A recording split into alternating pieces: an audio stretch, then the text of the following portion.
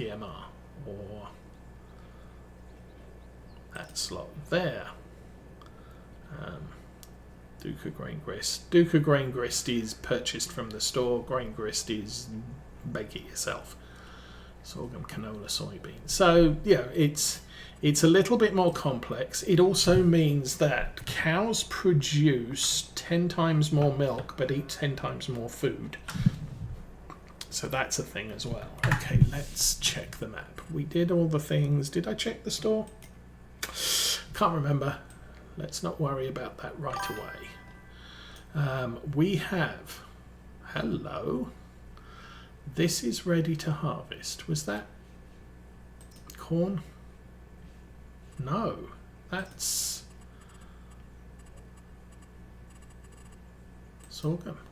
Yes. Oh, hang on. Corn is this one. Corn is still growing. Okay, so we've actually got sorghum to harvest. Hey, I'm not fussed by that. Okay, let's get things rolling. First things first. Harvester's over here somewhere.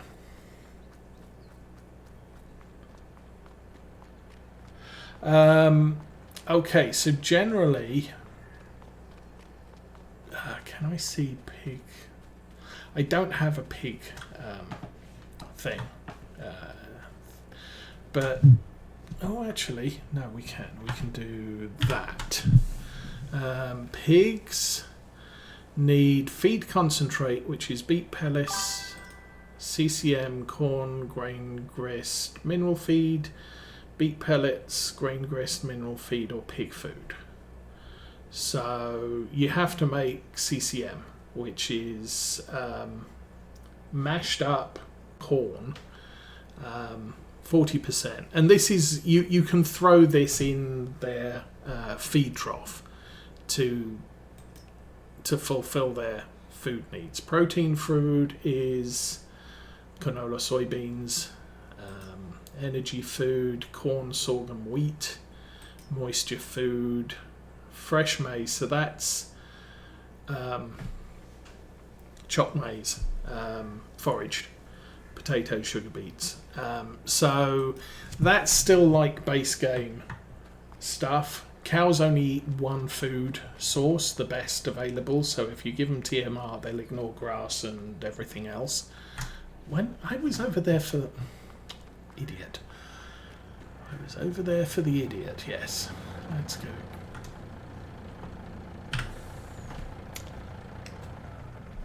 Oh, that was... Oops. Been running the truck all night for 2 days.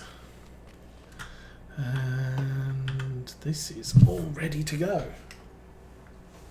So I had to upgrade my harvester because the old Massey Ferguson was only 600 horsepower and could barely run the folding corn header, which we need for sunflowers. Sunflowers are not ready yet. I think I'm going to take this up to the top. Oh, actually, let's lift that off the ground so it's not hitting the ground, at which point we'll drive from outside because it's very difficult to see through the header. But anyway, yes, so Maize Plus is good if you want a little bit more realism with your animals.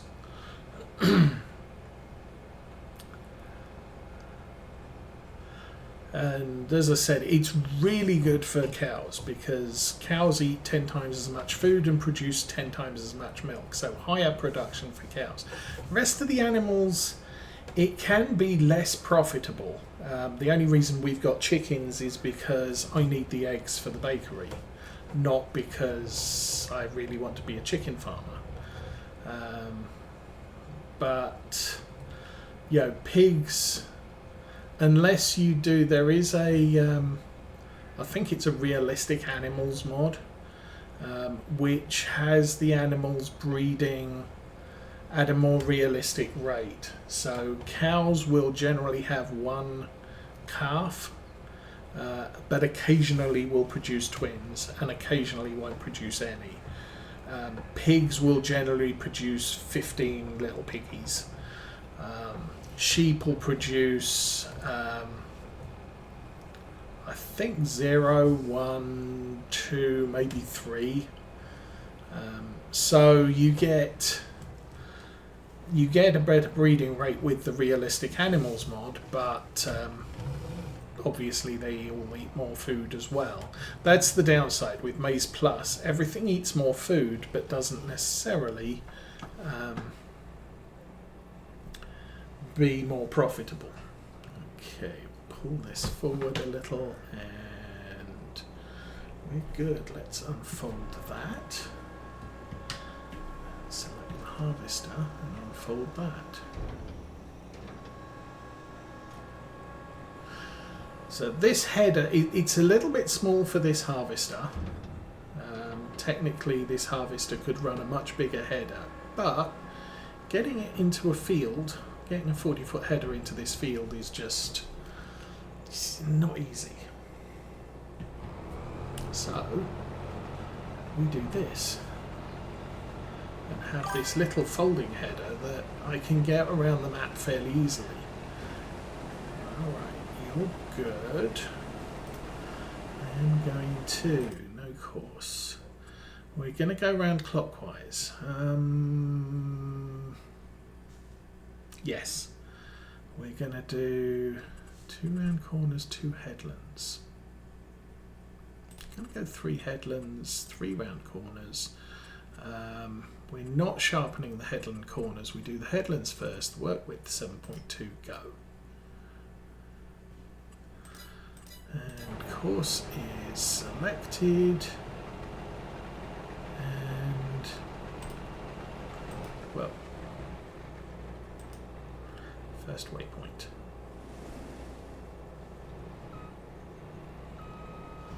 And go. There we go. Yeah, problem is it comes around here and it could pick a random course. It's why when it's on rows, you want to be very careful and pick it in the middle rather than at the end. Okay, that's going to do its thing. Oh, I didn't fill up with diesel.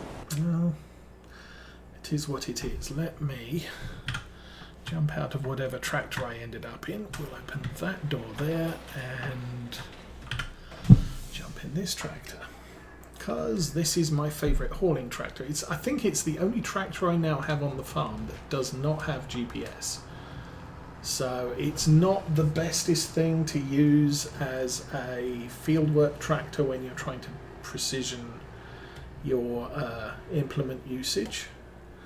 However, that's not a big deal.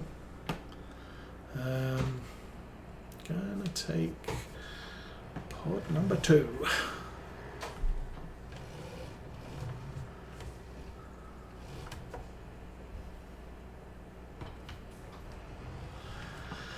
So that is our this is our haulage tractor and has been for a while. It's also quite useful in that it's a 4-wheel steer, so it can get through a lot of openings that the more traditional style of tractors can have problems with, especially with a trailer this long.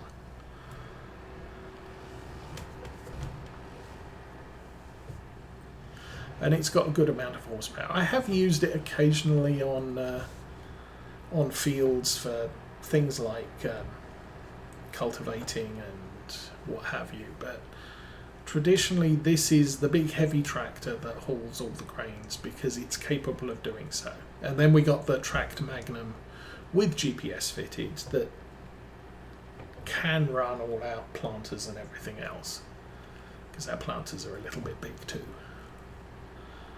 But that's fine, because you can see from our fields we do have quite a lot of stuff to process. So once this is up here, we'll go get the mower out, get that set up. Then I'm going to need a baler wrapper, which I'll take a look at. I can't remember. Well, that was unsuccessful. Let's try that turn again.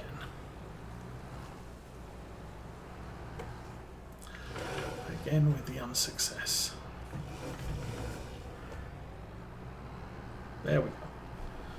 So it can get through, it's just these hedges don't let you run over them. And here we are in here. So nice. So we can leave that there. We now need the mower, which is in this shed, I do believe. Yes.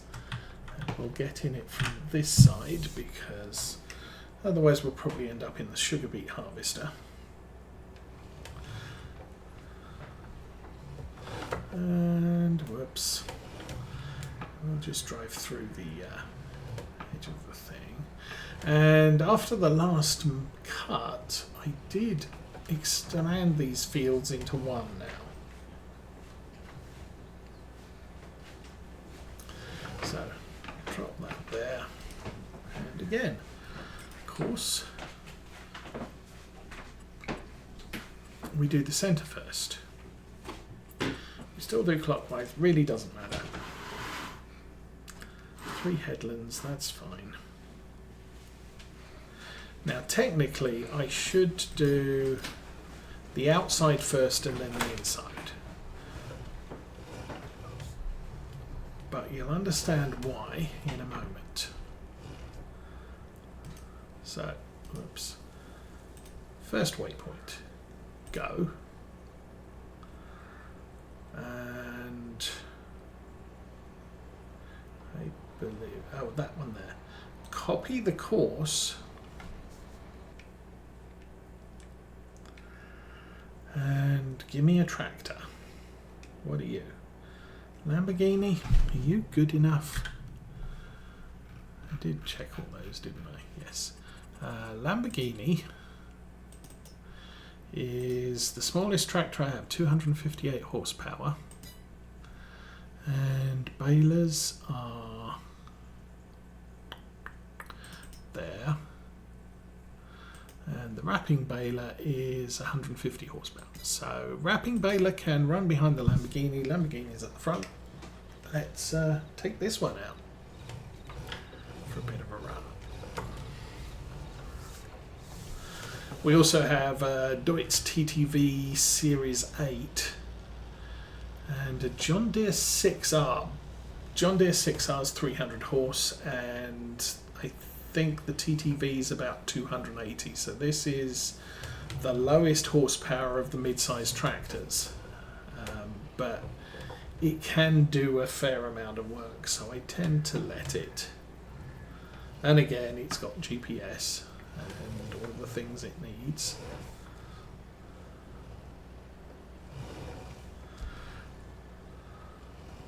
So we run that back to there, join that up, and now it's on a baler. What I can do is click the little green button and that copies the course plate course to here. So when I come in here, it's going to do the middle first. Now when it comes to rowing up your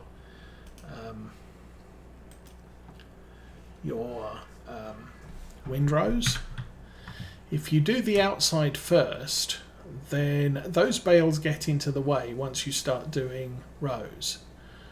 If you do the rows first, it'll drop the bales in the middle, and then when you do the headlands, it goes around the outside. There's no bales in the way. So that's why I mow the middle first.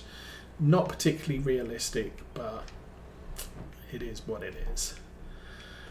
We do it to make things easier on us later. I don't want that truck. I want that. I want that truck.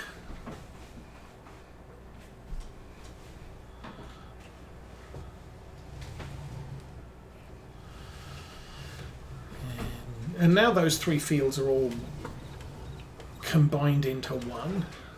Again, it means that I can set the baler off on all of those, rather than what I was having to do was mow one, then set the baler off, then waiting for the baler to finish, before I could move the mower onto field 3. And I don't have to do that now. That opens the back, that opens the front, and that fills the truck. I fill the trailer. I don't know what I'm filling.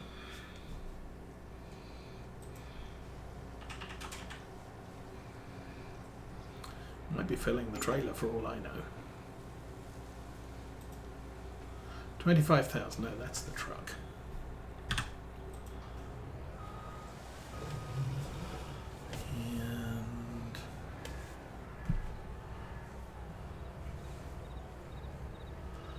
And around there.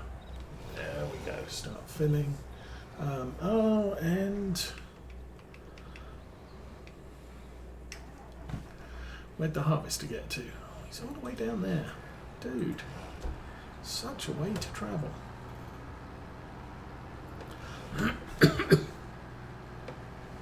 So I think the achievements for sorghum is something like 600,000 litres. We are nowhere near that at the moment. But it is my... it's sort of the crop I do a lot of. At least this year, and next year, and the year after, until it's all done. Alright, so you're on your second headland. Did I set him up for 3? You switch, you are switch. Oh, and I also forgot. This is unload on the move. And this is why this header on this harvester is a little bit ridiculous. It's the biggest folding header, so, and I needed this much horsepower in a harvester to run the corn header, the folding corn header. So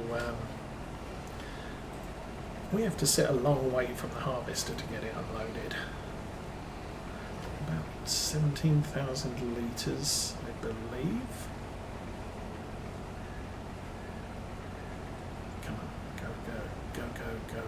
Go, and that's now good. Where's the harvest? Yeah, the harvester is got a long way to go. So we can sit that there, engine off, and go find me a truck. Good grief, there's the truck. The truck is now full. Close that and drive down the precipice. Whee! Alright.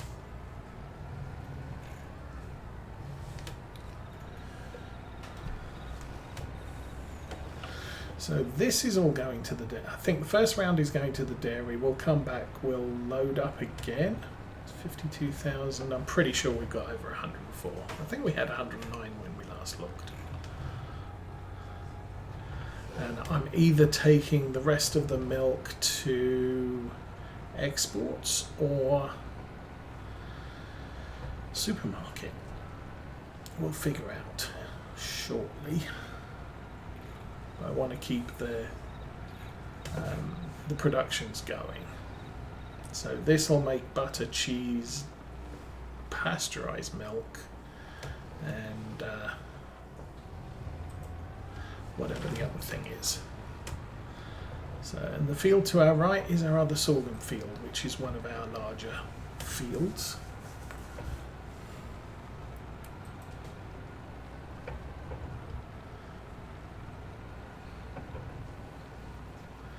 And that field, oh no, that field to our right is not one we bought recently.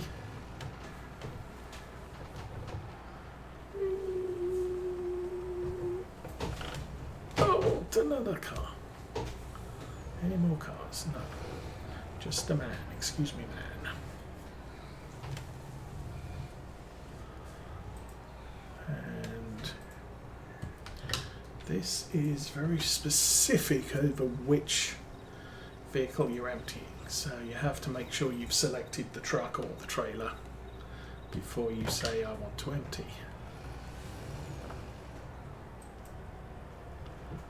Go and empty. empty that. So that's about 50,000 litres of milk.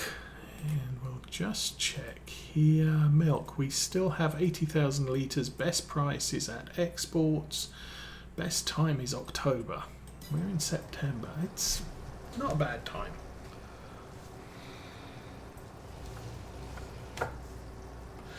Yeah, originally I had the, which harvester was it? It came up in a sale, and this one. And I thought these were identical. 451 horsepower to 647. 451 to 700. This has a bigger engine option. I didn't realise that. So I had the 647 running, and it just could not cut the canola going uphill with the not the canola, the sunflowers with the corn header I had. So at that point it was like, okay, I need one of these, but I can't afford it. And then this came up in a sale, so it's like, well, that's a 780 base horsepower. So yep, we'll take that one. So I ended up with the Lexion.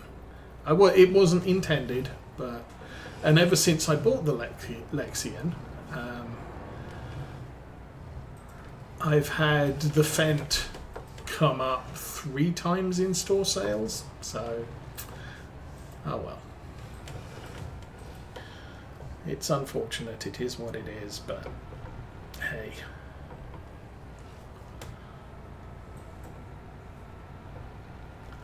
Alright, let's get us back to the barn and fill up with milk again.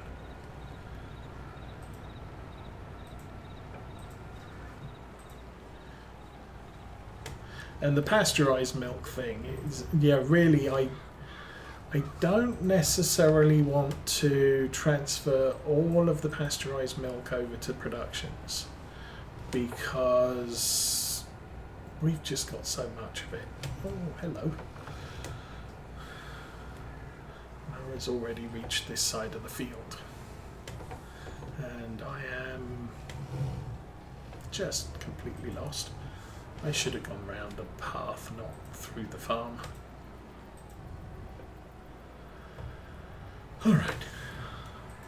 And the John Deere we've got is 300 horsepower. We've also put a front loader on it, so I can use it to shovel things around when I need to. And I haven't needed to since I bought it, but, you know.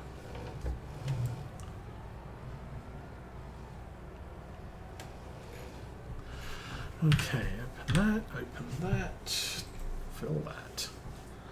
So, exports, yeah, it's kind of convenient.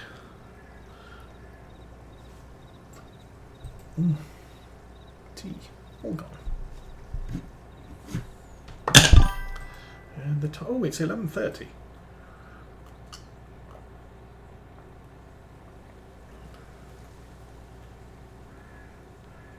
Yeah, most of my equipment, I just haven't bought it. It's all been on sale. And the funny thing is, I'll be saying, you know what, I think I should branch into potatoes. It would be really nice if a potato harvester came up in the store sales. And then the next thing I know, oh, there's a potato harvester in the store sales.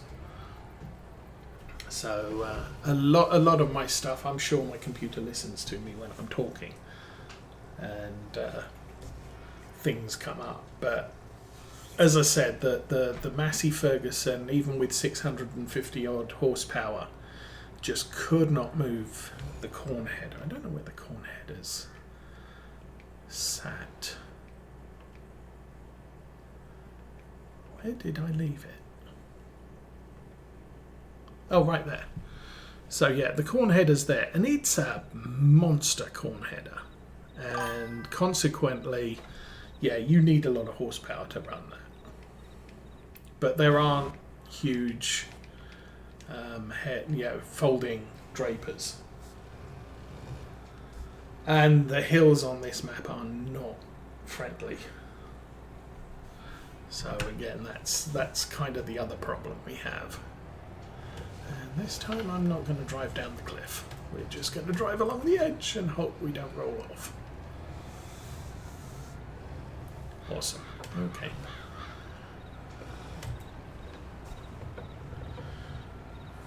I could cut this back. Anyway, we'll get this down to export. So we've been around the map a lot today. That much is certain. Weight of the corn. Yeah, it's just humongous. The corn header is the folding corn header is designed for the big harvesters. The Fendt ideal with 750 horsepower, the Class Lexian, the big CR90, New Holland, all of those, they're what the folding corn headers are designed for. And so select the truck, select unload. So yeah, trying to run it on a 400 or even a 600 horsepower harvester, just no, it's not going to fly. Okay, we made 31,000 in milk, so hey, I'm not complaining. That pays for the fields we just bought.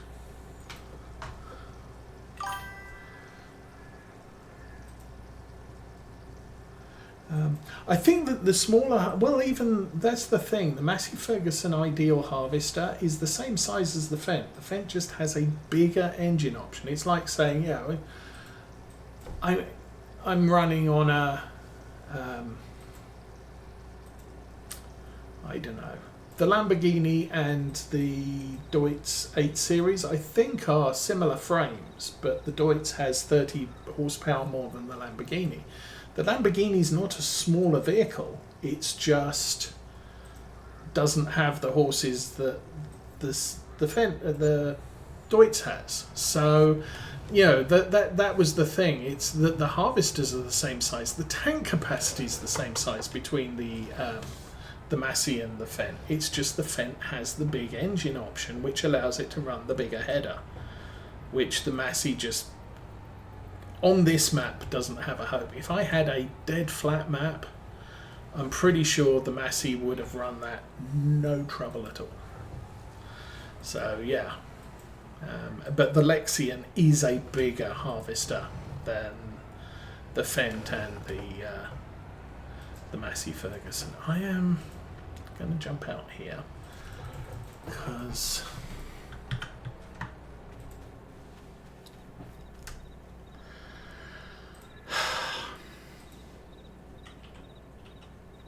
I'm thinking it might be a good idea to hoe that.